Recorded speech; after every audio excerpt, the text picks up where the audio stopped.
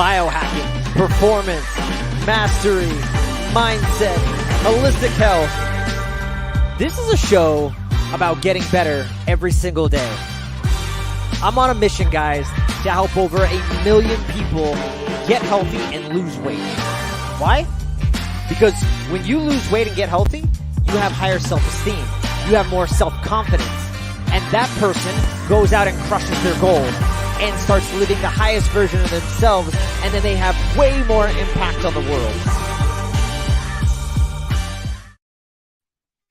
All right, what's up, guys? Super excited today. I've got Dr. T. Dalton Combs. He is a PhD in neuroeconomics and has a BA in biophysics. He's also the co-author of Digital Behavioral Design and the co-founder of Temper, where he and his team they're on a mission to help everyone master their metabolism. Dr. Dalton Combs, welcome to the show, man. Great to be here, Joel. Yeah, super excited to have you on. Just doing a lot of research into what you and your team doing, and it's really fascinating. You guys are onto some high-level, cutting-edge stuff, which we're going to get into. But I thought just before we go there, I'm always curious, like, how did you get there? Like, I'm sure you weren't always like a metabolic health and fitness geek. Like, what led you down to this path? Yeah, absolutely. So I came at this from the neuroscience side. So I started in undergrad. I was really fascinated with like how people make decisions, and that's what I ended up going to grad school for. Studying the mechanisms in the brain about what is motivation, how do people set good goals, how do our drive states interact with our ambition, how do habits form, those sorts of things in grad school. And then when I was leaving grad school, I was asking myself, okay, so I've learned all this. Now, where can this be useful? Yeah. And what I settled on was food choices and helping people better understand and better stick to their goals about the decisions that they make about food. And so by starting with those deep down mechanisms of decision making up to metabolic health. Beautiful. And so if anybody were to just take your book, Digital Behavioral Design, would that be a great just intro, or even anybody that's talking about addiction, or I've got food cravings, I got these issues, would that be a great place to kind of understand the why of what you're talking about? Yeah, absolutely. So the main thrust of the book is it's addressed to anyone who's making a technology product about how to think about habits in a technology product that you're designing. But the same lessons apply to addiction, apply to food choices. And even if you're not designing a technology product, it's a fun lens, I think, because you also learn a little bit about what that is like, about what it's like to make an app or a technology product. Yeah. And I looked at your book, and you're right. I think all the principles that you're talking about, you can easily correlate it to what we're just talking about, food addictions and cravings. I'm curious too, like, how did your degree in neuroscience, just change the way you look at metabolic health, maybe in different ways that everyone else is? And what I mean is everyone, I think, for the most part, the majority, we're talking about calories in, calories out. And I feel like you're taking a completely different look at it with this neuroscience approach. Yeah, I definitely don't think in terms of Kiko anymore. I would say the main thing that it changed about the way I see food choices is to frame everything in terms of habits. So it's not even like what you end up eating at the end of the day that I pay attention to. It's what did you want to eat, or what were you tempted to eat, or what were you thinking about? And like looking at those really carefully. So even if you didn't end up eating a donut for breakfast, the like thoughts and feelings that you had around making that decision are what we focus on, because there's a lot of leverage there. And so moving those a little bit, move the behavior a lot. Early in a change journey, so when people are just starting out trying to change something about their behavior, they're exerting a lot of energy, like decision juice, as we think about it, into the decisions they make. Decision juice. I'm going to start using that. But you can't keep that up forever, right? And so like looking at the behavior, your behavioral successes in that first week isn't really informative of where you're going to be a week later, 2 weeks later. So we want to think about like, how do we use that decision juice efficiently in that first 2 weeks to have people closer to their target in 4 months later. And it's not focusing on making all the right choices. It's focusing on understanding your thoughts and your feelings around your choices. Yeah, that's so fascinating, because I remember reading a study where an obese person, they compared an obese person and a thin person and their reaction to like an image of ice cream. And of course, they both had dopamine hits. But the interesting, when they looked at the fMRIs of their brains, they saw these spikes in dopamine. But the interesting thing, I guess, was the obese person had a much stronger, spike in dopamine, whereas the thin person was like, yeah, like I want it, like it'll be good. But it was very muffled, I guess you could say. So it's really interesting, kind of what you're talking about. No, and that's a great example of exactly what I'm talking about, where both of those people you could put them in front of ice cream and they could resist eating it, right? But one would be exerting a lot more decision juice to do that. So instead of doing that, like, what can we do to make that decision, the choice to not eat the ice cream, what can we do to make that the easy and obvious thing? This is what my PhD advisor was famous for, was work on one of his big papers was showing that you can teach people, like, at the end of the day, everyone's out of decision juice. There's no decision juice left, which is like why that is the hardest time for people to like resist cravings and eat the right foods. I'm putting those in scare quotes. Eat the right foods. Like, why is that so hard at the end of the day? You're out of decision juice and you're falling back on these automatic habits. And a big part of his work was showing that you can train people, very simple procedures. You can train people to prefer carrots at the end of the day, as opposed to preferring chocolate, by doing this sort of subconscious subliminal training that we do at Temper now, to make it so that you don't have to work hard to make the right decision. I love that. That's beautiful. Okay, when you look at metabolic fitness right now, I know there's a study and a stat going around right now that only 88% of the United States is metabolically unfit. That's atrocious. Yeah, it's crazy. Yeah. Why are we there? Why are we here? If I had to pick one thing, I would point to the rise of snacking. So like, what's changed between 1970 and 2020? It's the rise of snacking. A lot of people focus on a specific nutrient, like they'll say the rise of sugar in our diets, or the rise of hydrogenated fats, or the way that CAFOs have changed the protein structures in meat. People talk about those, like looking at nutrients. If I had to pick one thing, it's definitely the rise of snacking. And why I picked that is your body has different metabolic modes that it can be in. And in the same way, if you tried to be awake all the time and never sleep, right? Never let your brain go into this sleep mode. Or if you tried to sleep all the time and never let your brain go into awake mode, like, that would create big problems. Never letting your body go into other metabolic modes creates all of these downstream metabolic problems. And so people are basically always, if you're snacking throughout the day, your body is always living in this, what we call phase 0 of your metabolism, which is the digest the food, lock away the energy mode. And you never get into the other modes of your metabolism. Yeah. Awesome. I love that you said that. I have so many weight loss clients and they're like, hey, so can I have a snack in between? I'm like, no. And I tell them, I'm like, listen, I'm being a little, hyperbolic here, but I'm like, in general, I'm like, I just want you to think of this idea that I'm like, in my opinion, snacking is just a habit. I'm like, we've been told that it's a good thing. And I'm like, you probably don't need to snack every now and then. Yeah, I get it. Maybe there's something going on, cortisol road, you had a stressful day. Maybe you need a little bit more, or you had more output that day. But in general, like, just think of snacking as you're not going to do it. So I love that you. Or you're meeting with an old friend. You're meeting with an old friend for coffee, right? Yeah. Like we talk a lot about like the social emotional value of food, and how like don't neglect the social emotional content of food when you're thinking about what you're going to eat. Yeah. But yeah, the fact that doctors recommend, snack every 2 hours to control your hunger. That's like doctors use like recommending smoking cigarettes to soothe your sore throat. Like, it's that level of craziness to me. Yeah. That doctors recommend snacking. Yeah. So the main thing we recommend at Temper is if you're going to have a meal, make sure you leave the meal fully satisfied, which I think most people get what that means. Because if you have a donut for breakfast, or if you have an afternoon snack, or if you have a bit of ice cream after dinner, I think everyone would reflect after that and say, oh, I'm not really fully satisfied.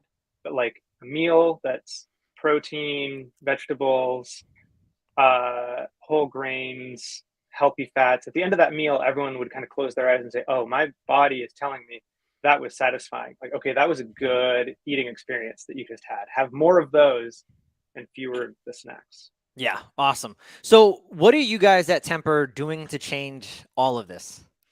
So what we're doing is we're helping people pick up intermittent fasting as a habit and a lifestyle. And the main product we've designed to do that are Citrovarin fasting mints. And what these are a cannabinoid. So they're in the same family as CBD and THC, non-psychoactive cannabinoid.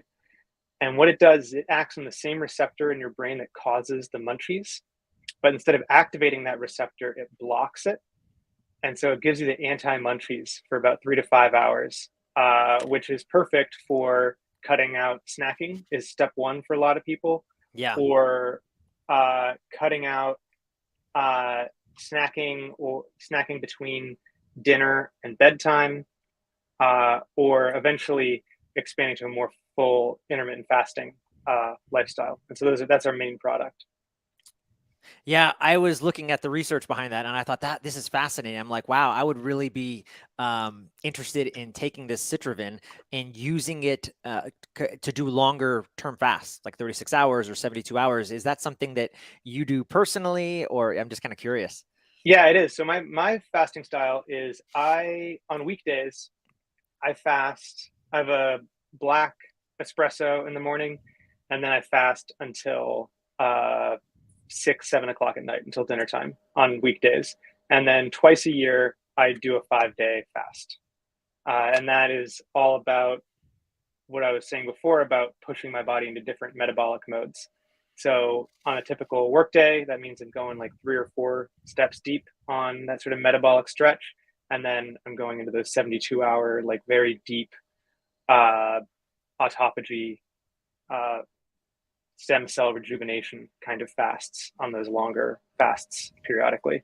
And the way I use Citrovarin is I take 1 mint on work days right before when I would typically have had lunch. So about 11:30, 12 o'clock, I take a Citrovarin mint. And then on those longer fasts, usually like days 2 and 3 are the really hard ones. And I'll use the Citrovarin to reduce my cravings right before bed on those days. Oh, interesting. Is there any problems with doing an excess of Citrovarin? I could see myself popping them every couple 3 hours or something. Almost like just really as a habit thing. It's just more of a feels good. It's comfortable. It's comforting to me. But yeah, I'm curious. Any problems with that? Yeah, no. I mean, they've given a lot of it to rodents, and I've taken a lot of them before, and yeah, there's not really a problem there. Okay, good. And then. And actually, I want to get your take on this before I ask about just client results and kind of what you guys are seeing over there in terms of testimonials and stuff. But I was so excited to have you on because I really want to get your take on fasting. Right now, there is a lot of debate on fasting. Before, I remember hearing, maybe just 5 years ago or even 10 years ago, intermittent fasting, this is the amazing, this is the cure-all, 16-8. And now I'm hearing guys, Huberman, Attia, and some of the big guys out there, and they're saying, I just had Rob Wolf on my podcast recently, and he's from the paleo diet. He's pretty well known, does keto, does carnivore, he's done all these things, and he was saying, Joel, fasting in 20 years we'll be saying this is the biggest joke ever, and it's a complete joke. And they're saying that it doesn't do what it says. All it is what some of these experts are saying is it's just caloric restriction basically, and that's why people who intermittent fast, they're losing weight, they're having better metabolic markers, but it's really, you could do the same thing with caloric restriction. Now, I think they're referring to intermittent fasting only. They're not talking about these longer fasts that we're talking about, the 24, the 36, the 72. I think obviously you can't debate that there's something going on there. Those are working. But in terms of just intermittent fasting, what do you think? Is it just caloric restriction, or do you say, no, I disagree? Yeah, I disagree. Beautiful. I'm so happy to hear this. yeah, there's sort of two arguments that people will make to say, oh, intermittent fasting is just calorie restriction, or intermittent fast is just a CR hack, and the other is intermittent fasting is only useful because it causes weight loss. And neither of those are true. There have been a couple recent intermittent fasting studies, pretty large studies that didn't go well, and those are very, making the rounds right now. So what we learned in those studies is that 14 to 16-hour fasts are likely not long enough for most people for most of the benefits of intermittent fasting. But we've seen other studies, for example, where they'll give people, they'll have two groups, and one group will get 3 meals a day, and one group will get 2 meals a day. Same exact food, same exact calorie content, but one group just has it all packed in. And they usually pack it in the morning. So those are the studies that have seen the best results. And then they'll have an 18-hour fast. And in those groups, 0 calorie restriction, the intermittent fasting group loses weight. 0 calorie restriction. Yeah. And there are other studies where they control for weight, and they have the two groups maintain the same weight, but again, use an intermittent fasting protocol. And the intermittent fasting group has improved metabolic markers. So they have lower A1C, which means better blood sugar regulation, and they have a better LDL-HDL ratio, which shows better lipid metabolism. So I get where they're coming from, but that is not backed by the evidence. I love it. Okay. So happy that you kind of cleared that up. That's beautiful. Okay. And so what are people seeing? So people, and maybe you could even explain, and you've mentioned, some of the backbone of temper is, the Citrovarin, or am I saying that right? The Citrovarin. So people are using the Citrovarin, and then it comes with an app and a coach, like kind of explain like what people are getting. And then maybe we can talk about some of the results and testimonials that you guys are seeing. Yeah, absolutely. So at one level, intermittent fasting sounds very easy, right? It's like this, don't eat food. Yeah. But there are 100 ways to do it, and it's always uncomfortable. So what we've found is that a lot of people find it really helpful to have a coach for the same reason they find having a personal trainer at the gym to be really helpful, both to help you figure out what kind of uncomfortable is the right kind of uncomfortable. Because like when you're in the gym, there's the difference between like good hurt and bad hurt, right? And it's not always obvious what that is, and you need someone to keep you motivated and moving through the good hurt. And we found something similar for intermittent fasting. So getting people to talk to someone and learn like, okay, what should I try? How should it feel? It felt like this. Okay, don't do that again. Like those sorts of things. Yeah. And so that's why we co-pack the mints with the coaching. So when you buy the mints, you get this onboarding meeting with a coach where you talk one-on-one over Zoom, and then you can follow up with the coach over text in the app, and then they'll be monitoring everything that you eat, all of your physical activity, and giving you feedback on that whole process, which people have found extremely helpful. There are a lot of people who, just absolutely love their coach. Yeah. Having that feedback is the fastest way, right? If you want to be successful and you keep getting continuous feedback, your path to success is going to look like this versus kind of this stair-stepper model. So that makes complete sense. Yeah. Because a lot of people want to hear like, oh, what's the right answer? Like, how should I fast? And the fact is the literature does not tell us what is right for you. It tells us a little bit about what's right on average. And what it also tells us is there's a huge amount of variability. So we can't tell you what's right, but we can help you find what's right for you. Is like a way easier process than just what is the right answer. Yeah. By the way, what is best on average? And I guess what I'm thinking of is, programming it so that you're eating like a breakfast, lunch, and then skipping dinner, or typically on average, the absolute, if you look at the literature, the best thing you can do is big breakfast, small lunch. That doesn't fit into a lot of people's lifestyle. No, it doesn't. So what actually ends up working for most people is small lunch, big dinner. Mm. That is not as metabolically optimal because taking in a bunch of calories right before bed can cause some like overnight blood sugar spikes. Yeah, But uh, you know, the best plan is a plan you can stick to. I agree.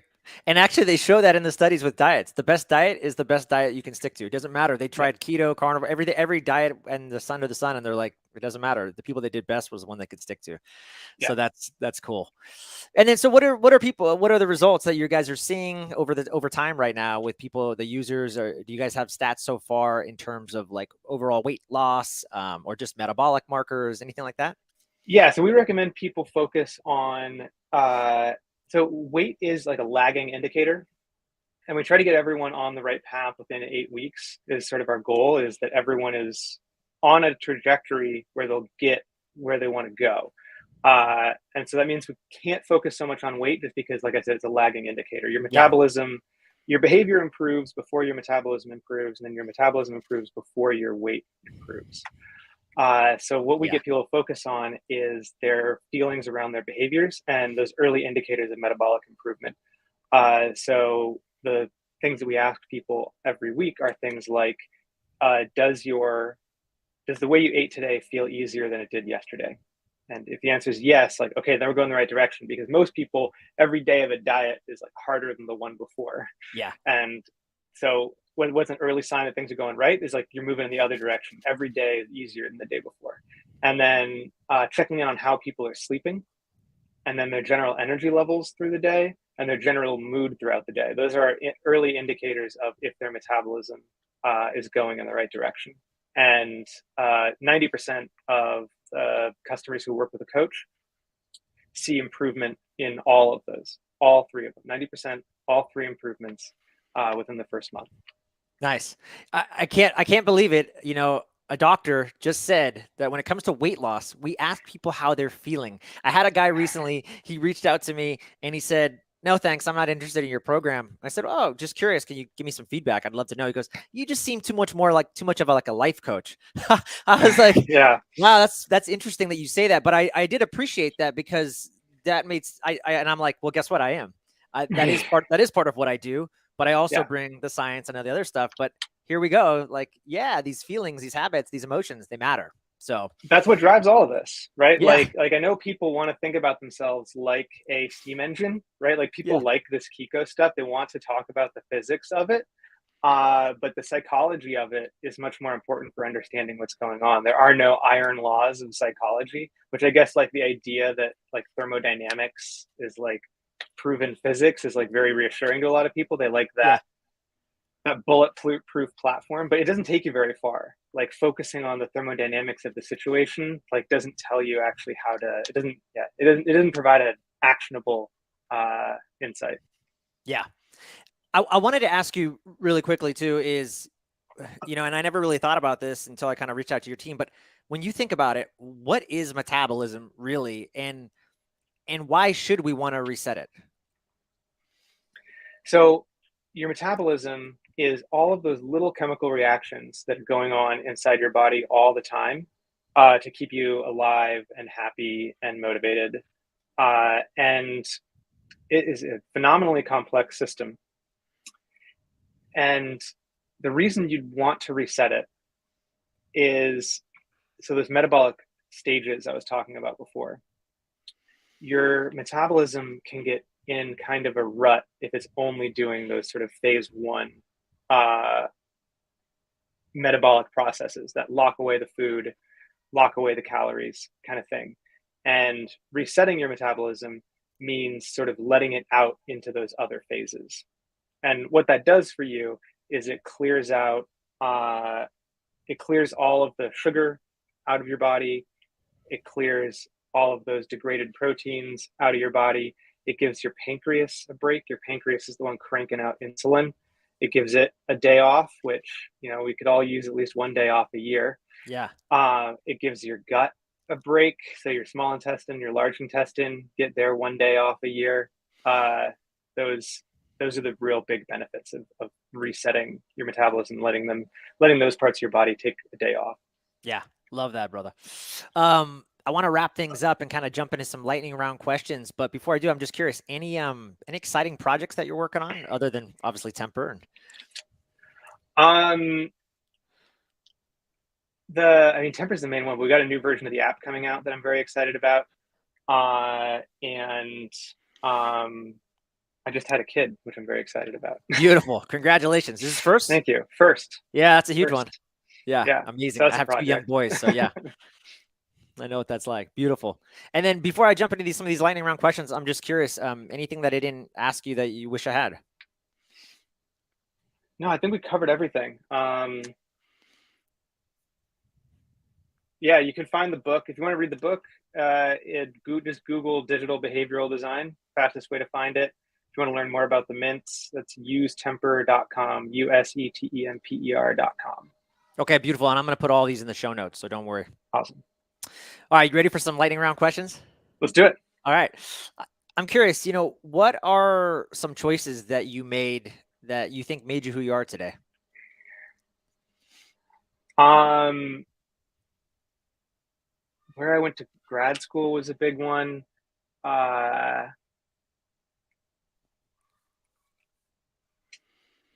Big choices. I mean, it's always the small stuff, like getting into audiobooks. Yeah. I think was a big change for me. So, 20 years ago, I started reading audiobooks really intensively, and that's a big part of who I am today.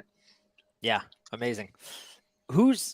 You're doing so much in the health and wellness world. I'm just curious, and I've talked to a lot of PhDs and researchers in the past, and so usually when I ask this question, but I'm just curious, like, is there anybody that inspires you or anybody that you're following in the health and wellness world? The Huberman stuff is very fun and technical. So from a technical aspect, I love that. Yeah, that's the biggest one for me personally. Great. That's a good one. And then I'm a big reader, as you can see behind me. And I know, again, I was like the PhDs, the researchers that I meet, they don't have time to read because they're just reading papers and research. But for you, any books, are there any like top 1 to 3 books that stand out for you that had a huge impact on your life that you'd recommend other people read? I mean, it's a nudge. It's a bit older book now, but that made a big influence on picking my major in undergrad and where I went to grad school. The Structure of Scientific Revolutions is probably the book I recommend the most to people. It absolutely transformed the way I think about science. And then another one was Why Trust Science. Ooh. Another great, what I call like epistemology book. So not just like what's true, but how do we know what's true? Love that. I have not heard about that one. So that's a good one. Okay, great. Thank you. And then last 2 questions and we'll wrap it up. Any rituals or hacks or practices that you do on a regular basis? I'm assuming fasting is up there. Yeah, I mean, definitely intermittent fasting. Yeah, I'm trying to think if there's anything besides intermittent fasting. Do you, by the way, with your fasting, what do you aim for on a daily basis? Are you a 16 guy or 18? What's your it goal? Ends up being about 18 hours. My goal is that I don't eat until I'm basically done working for the day, and then I don't eat within I aim for 3. I usually hit 2 hours before bed. So those are how I think about my goals. I don't set an hour number. Yeah. Okay. So you're almost like 1 meal a day, it sounds like. Yeah. Yep. Okay. On work days, yeah. Yeah. Sorry, I took you off. But any other ritual? Do you do, I don't know, gratitude journaling or visualization or sauna or cold plunges? Is there anything that you like to do? Yeah, yoga at the end of the day. It's like that's my wind down activity. Not anymore. You have a kid. That's not happening. Yeah. He's good. He's good at going to bed right now. We'll see. I mean, okay. Yeah, there is no regularity to my schedule anymore. Yeah. And last but not least, Dr. Dalton Combs, where can people find you and the good folks of Temper? Yes, you can find Temper on every social media platform. We're at Use Temper on every platform. And I am at TDaltonC on every platform. Beautiful. Dr. Combs, thank you so much for being on the show. We appreciate you, brother. Thank you, Joel. It's been great.